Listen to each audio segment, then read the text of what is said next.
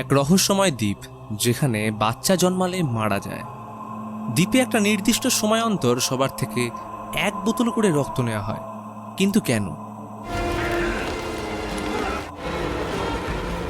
দুর্ভাগ্যবশত দ্বীপে বিশেষ কারণে এই লোকটা এসছে নিজের বোনকে বাঁচাতে। সে কি পারবে তার কাজ সম্পন্ন করে দ্বীপ থেকে বেঁচে ফিরতে? আর এই দ্বীপের রহস্য কি সেইটা জানতে হলে দেখতে হবে আজকের মুভি অ্যাপোসল। সময়টা 1900 শতকের গোড়ার দিকে। তখন খ্রিস্টান মিশনারি থেকে শুরু করে অন্যান্য ধর্মের গ্রুপের প্রভাব চরম শিখরে। কিন্তু এই সময় এমন কিছু গ্রুপের উত্থান হয় যারা খ্রিস্ট ধর্ম বাদে নিজের একদম আলাদা ধর্মে বিশ্বাসী ছিল, যারা কোনো শক্তি, শয়তান বা ঐশ্বরিক ক্ষমতাকে বিশ্বাস করত না। থমাস রিচার্ডসন একজন অবসরপ্রাপ্ত খ্রিস্ট ধর্ম প্রচারক। একসময় এই ধর্ম প্রচারের জন্য বহু আত্মীয় স্বজন অনেকেই মারা পড়েছে। তার উপর দিয়ে গেছে ভয়ানক অত্যাচার। তখন কোনো ঈশ্বর তাকে বাঁচাতে আসেনি, যার ফলে ঈশ্বরের প্রতি বিতৃষ্ণা জন্মে গেছে। কিন্তু সেই দুর্দিনে কেউ না থাকলেও বোন জেনিফার তার পাশে ছিল। আর সেই জেনিফারকে এক অচেনা ধর্মের গ্রুপ সুদূর ওয়েলসের এরিসডেন আইল্যান্ডে অপহরণ করে নিয়ে গেছে, যার মুক্তির বদলে মোটা অঙ্কের টাকার দাবি জানাচ্ছে। তবে থমাসের বাবা টাকা দিতে রাজি নয়, কারণ এই গ্রুপের তরফ থেকে এমন ঘটনা এর আগে বেশ কয়েকবার ঘটেছে যেখানে টাকার বিনিময় হলেও মানুষগুলো জ্যান্ত ফেরে না, যার কারণে থমাস বোনকে বাঁচাতে আইল্যান্ডে একাই পাড়ি দেয়। যারা সব রকম ধর্মত্যাগ করে নতুন জীবন শুরু করতে চায়, এই নতুন গ্রুপ তাদেরকেই এরিসডেনে প্রবেশের অনুমতি দেয়। আর বেশ কয়েক বছরের মধ্যে একে একে মানুষ যোগ দিতে শুরু করায় এদের সংখ্যাও বেড়ে চলেছে। নদীপথে পৌঁছানোর আগেই ফ্র্যাঙ্ক জানিয়ে দেয় রাজ্য অর্থাৎ মেনল্যান্ড থেকে আনা জামাকাপড় ও অন্যান্য দরকারি জিনিস ছাড়া কোনো প্রকার মেটেরিয়ালস, ছবি, সোনা গয়না ও ধার্মিক বই নিয়ে এইখানে প্রবেশের অনুমতি নেই। থমাস লক্ষ্য করে তার টিকিটে একটা আলাদা মার্কিং করা রয়েছে যেটা অন্যদের টিকিটে নেই। তাই সে লুকিয়ে একজনের সাথে টিকিট পাল্টে নিলে চেকিংয়ের সময় ফ্র্যাঙ্ক সেই ব্যক্তির ব্যাগে ক্রস মার্ক করে দেয়। সমুদ্রে প্রচণ্ড ঝড় উঠলে বোটের ডেক থেকে একটা ছাগলছানা পড়ে গেলে একজন সেটাকে জলে ফেলে দেয়, কারণ ওয়েলস আইল্যান্ডে তারা যে দেবীকে পুজো করে তিনি হয়তো চায় না এই ছাগল তাদের ভূমি স্পর্শ করুক। থমাস এই ঘটনা দেখে আন্দাজ করতে পারে এই অচেনা জায়গা এবং তাদের মানুষরা কেমন হতে চলেছে। সকালে বোট সবুজে ঘেরা সুন্দর এরিসডেনে এসে পৌঁছয়। সবাই নেমে গেলেও থমাস লক্ষ্য করে যার সাথে ও টিকিট এক্সচেঞ্জ করেছিল, ফ্র্যাঙ্ক ও তার দলবল লোকটাকে আটকে দেয়। পাহাড়ের মাঝে ছোট্ট একটা গ্রাম, শহর থেকে দূর, সম্পূর্ণ আলাদা আদব কায়দায় মানুষ এখানে বসবাস করে। বেল রিঙ্গার স্বাগত জানিয়ে সবাইকে একটা করে বড় কাঁচের বোতল ও প্রফেট ম্যালকমের ধর্মীয় গ্রন্থ ধরিয়ে দেয়। কেন দিল সেটা পরে জানাচ্ছি। এরিসডেন মূলত প্রফেট ম্যালকমের কথায় চলে, আর বাকি দায়িত্বে রয়েছে ফ্র্যাঙ্ক ও কুইন। বেলায় সবাইকে চার্চে ডাকা হলে পরিচয় হয় এরিসডেনের ধর্মগুরু বা প্রফেট ম্যালকমের সাথে। ম্যালকম সবাইকে শোনাচ্ছিল কিভাবে কয়েক বছর আগে 3 বন্ধু অশান্ত সমুদ্র অতিক্রম করে এই ভূমি আবিষ্কার করেছিল। এরিসডেন আইল্যান্ড শুরু থেকেই এক রহস্যময় দেবীর অধীনে ছিল, তাই ওদের অবতীর্ণ হওয়ার সাথে দেবী ম্যালকমকে তার প্রচারক হিসেবে বেছে তার বার্তাবাহক বানিয়েছে। আর দেবীকে সন্তুষ্ট রাখলে তবেই এরিসডেনের পরিবেশ শান্ত ও শস্য শ্যামলা থাকবে। এইখানে থাকতে হলে কাউকে ট্যাক্স দেওয়া বা ধর্মীয় আচারবিধির দরকার নেই, শুধু ম্যালকমের কথা মেনে চললেই হবে। এদিকে থমাস যার সাথে টিকিট এক্সচেঞ্জ করেছিল সেই লোকটাকে গোপনে টর্চার করা হলে বুঝতে পারা যায় তারা ভুল লোককে ধরেছে, কিন্তু এই ব্যাপারটা চাপা দেওয়ার জন্য লোকটাকে মেরে ফেলা হয়। সেই রাতে অনুষ্ঠানের আয়োজন করা হয়, যেখানে গ্রামে সবাই উপস্থিত থাকলেও ছিল না শুধু ফ্র্যাঙ্কের ছেলে জেরিমি এবং কুইনের মেয়ে ফিয়ন। তারা সমুদ্র ধারে ভাঙা নৌকায় একে অপরের সাথে ঘনিষ্ঠ সময় কাটাতে ব্যস্ত। এরা একে অপরকে ভীষণ ভালোবাসে আর সুযোগ খুঁজছে এইখান থেকে চিরজীবনের মতো পালানোর। এদিকে থমাস লক্ষ্য করে বেল একজন মহিলার হাত থেকে রক্ত নিয়ে সেই কাঁচের শিশিতে ভর্তি করছে, আর সেটা নিয়ে ম্যালকম নিজের ঘরের এক গুপ্ত সুড়ঙ্গে প্রবেশ করে। কিন্তু এর পিছনের রহস্য কি? তবে থমাসের সাথে ফিয়ন ও জেরিমির দেখা হয়ে গেলে বুঝে যায় এদের দুজনের মধ্যে সম্পর্ক চলছে। থমাস দেখে প্রত্যেকের রুমের বাইরে শিশিতে রক্ত ভরে রাখা, কিন্তু থমাস চালাকি করে পাশেরটা থেকে কিছুটা রক্ত নিজের শিশিতে ভরে নেয়। রুমে প্রবেশের সময় আচমকা ধারালো চাবিতে লেগে আঙুল কেটে রক্ত মেঝেতে পড়লে লক্ষ্য করা যায় কেউ একজন সেই রক্ত ক্ষুধার্ত পশুর মতো চাটছে। ততক্ষণে থমাস নিজের ঘরে প্রবেশ করে ধর্মীয় গ্রন্থের পাতা ছিঁড়ে ম্যালকমের বাড়ির আশেপাশের একটা ম্যাপ এঁকে নেয়। অন্যদিকে ম্যালকম জঙ্গল প্রান্তে এক পুরো বাড়িতে প্রবেশ করে, যেখানে এক মুখোশধারী মানুষ পাহারা দিচ্ছিল।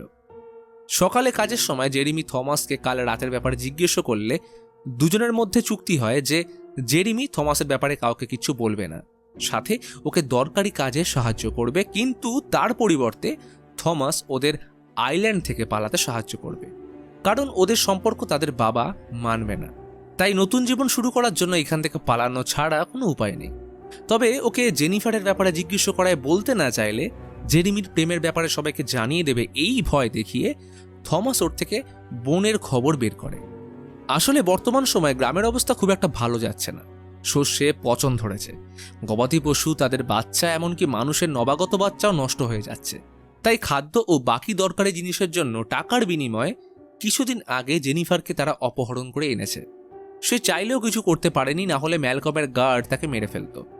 এদিকে গ্রামে যে অপরাধী বা মেনল্যান্ডের চর গা ঢাকা দিয়েছে, তাকে ধরার জন্য নবাগত সদস্যদের চার্চে ডেকে ম্যালকমের লেখা ধর্মীয় গ্রন্থের প্রতিটা পাতার এক একটা লাইন মুখস্থ জিজ্ঞেস করে। থমাস বুঝে যায় তার ধরা পড়ার সময় এসে গেছে, তাই ছুরি নিয়ে প্রস্তুত হয় ম্যালকমকে মারার জন্য। কিন্তু এদের মধ্যে একজন মেনল্যান্ডের রাজার পাঠানো গুপ্তচর ছিল, যে ম্যালকমের উপর অ্যাটাক করে। তবে সুযোগের সদ্ব্যবহার করে থমাস নিজে আহত হয়ে ম্যালকমকে বাঁচিয়ে নিলে সবাই লোকটাকে মেরে ফেলার সাথে থমাস ম্যালকমের বিশ্বাস অর্জন করতে সফল হয়।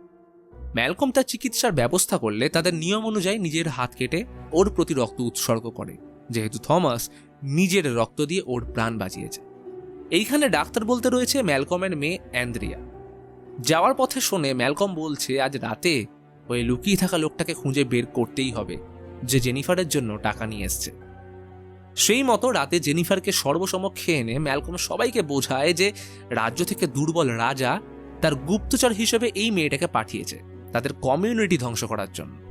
আর এখন এরিস্টেনে এরই একজন সহকারী লুকিয়ে রয়েছে, আর সে যদি না বেরোয় তাহলে একে মেরে ফেলা হবে। কিন্তু শত চেষ্টার পরেও থমাস না বেরোলে তাদের প্ল্যান বিফলে যায়। সকাল হলে দেখা যায় জেনিফারকে তারা বেঁধে রেখেছে এবং আশেপাশের বাচ্চারা তাকে বিরক্ত করছে। অ্যান্দ্রিয়া ওদের তাড়িয়ে জেনিফারের জন্য গরম পোশাক ও খাবার আনে। কুইন আর ম্যালকম আবারও প্ল্যান করে আজ রাতে ওরা সবার জন্য উৎসবের আয়োজন করবে, আর তখনই সবাই এখানে উপস্থিত থাকলে সেই সুযোগে প্রত্যেকের রুমে ঢুকে ওরা তল্লাশি চালাবে। রাতে অনুষ্ঠান শুরু হলে ছোট থেকে বয়স্ক সবাই আনন্দে মেতে ওঠে। আর এই সুযোগে বোনকে খোঁজার আশায় থমাস জেরিমিকে নিয়ে ম্যালকমের বাড়ির নিচের দেওয়াল মিউজিকের তালে ভাঙতে শুরু করে, যাতে কেউ আওয়াজ শুনতে না পায়।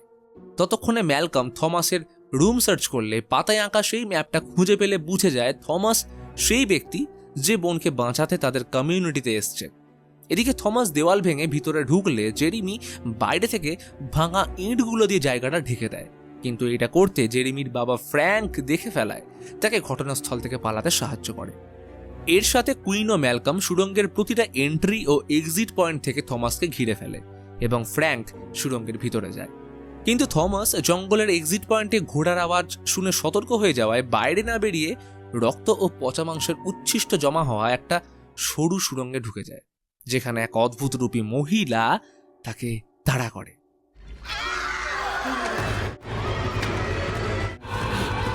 থমাস কোনো রকমের সুড়ঙ্গ পথে একটা গুহা এসে পড়লে এই যাত্রায় কোনো রকমে বেঁচে যায়।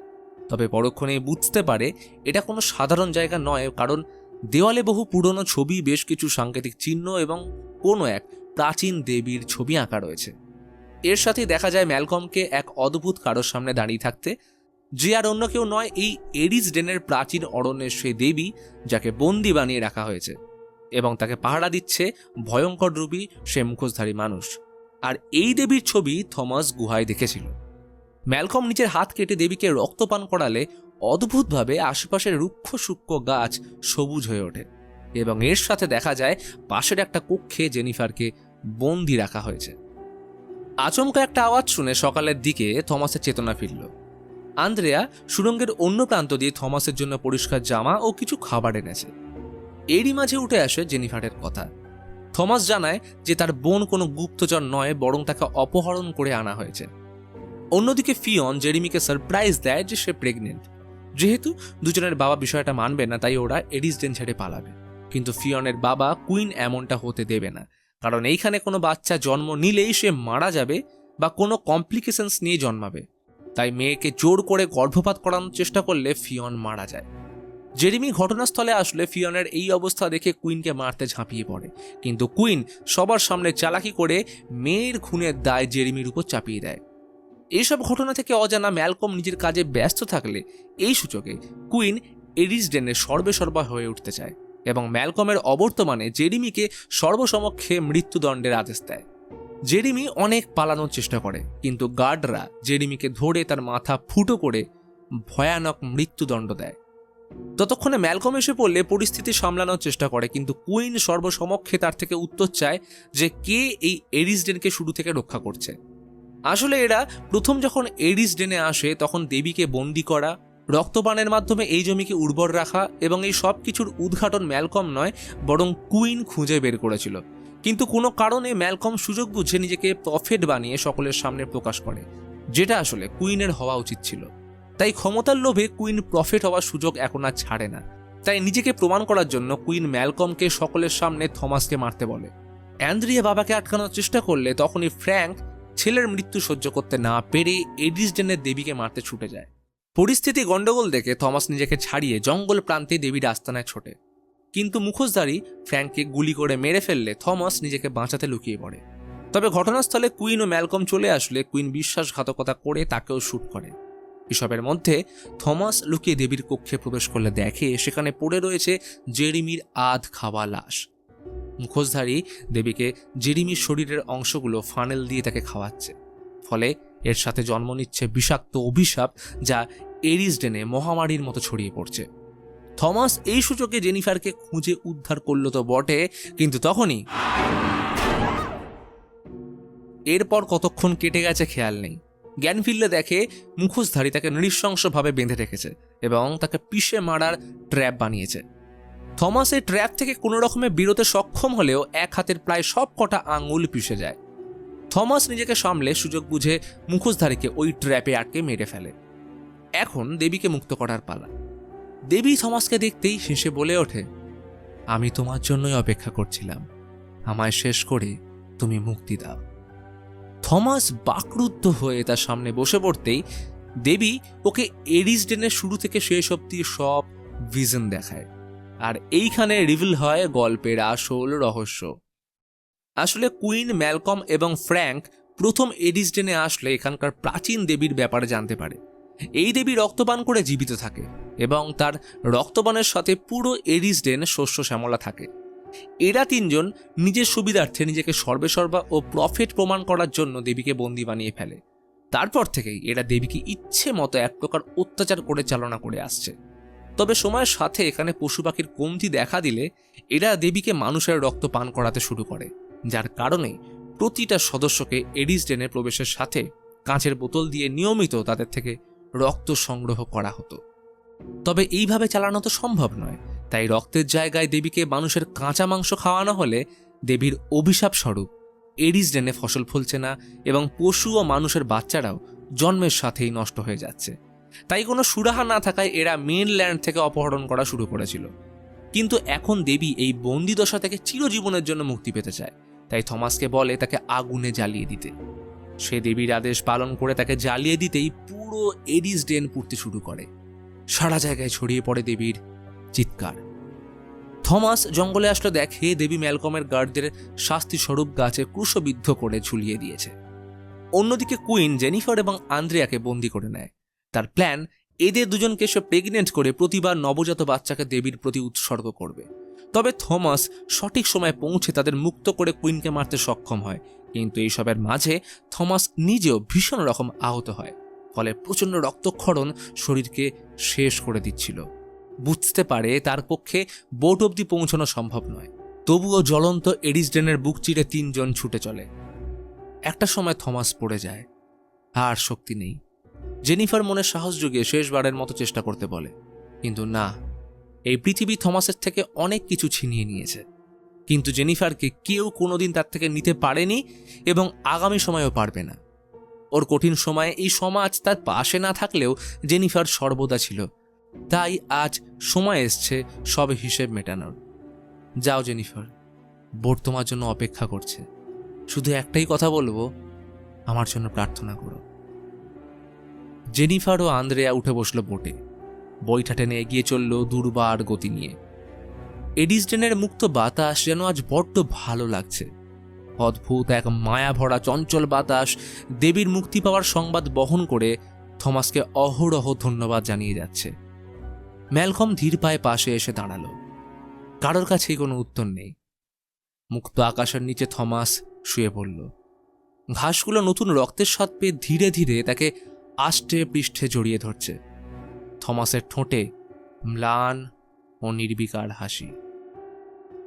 অ্যাপোস্টল মুভির এই গল্প আমাদের চোখে আঙুল দিয়ে দেখিয়ে যায় মাদার আর্থের উপর করে যাওয়া মানুষদের অবিচারকে। আমরা দিনে দিনে যেভাবে পরিবেশ দূষিত করে চলেছি সেটা নির্বিকারভাবে মাদার আর্থ সহ্য করে গেলেও আমাদের শাস্তিস্বরূপ ফিরিয়ে দিচ্ছে সুনামি, ভূমিকম্প, খরা ও প্রাকৃতিক বিপর্যয়। এতে মানুষ শেষ হওয়ার সাথে আর্থ নিজেকেও রিকভার করে ফেলছে। তাই আমাদের উচিত সচেতন হওয়া, শুধু নিজের জন্য নয়, আমাদের পরবর্তী প্রজন্মের জন্য।